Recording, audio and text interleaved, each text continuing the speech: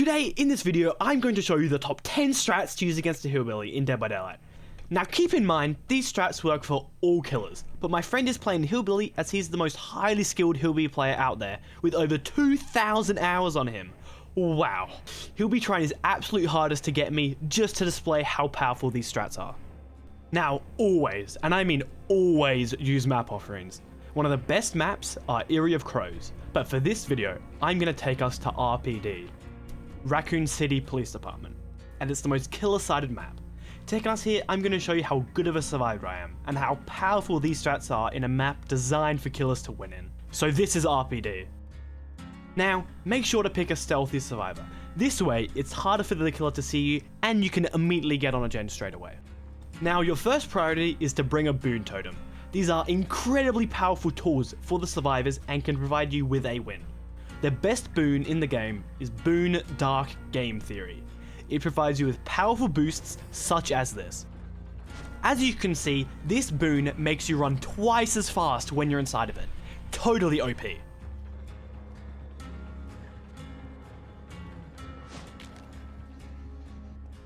Now, when you're at Shack, this is Shack by the way, but when you're at Shack, always immediately drop this pallet.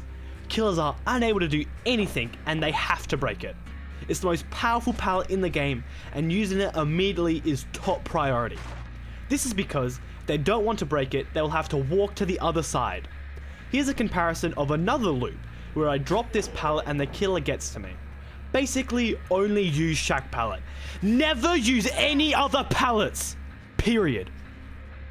Now, when the killer is near you, make sure to run at them, and then run backwards immediately to bait a hit. They will always swing and miss, and you get so much distance. Now, when the killer does hit you, make sure you run inside the killer and hide inside them. This will make sure they will be unable to find you and they will get lost, leaving you alone. Alright, now make sure to never bring any items into the game. Here's a demonstration of how long it takes to blind a killer with a flashlight. Absolutely ridiculous, you never want to use these.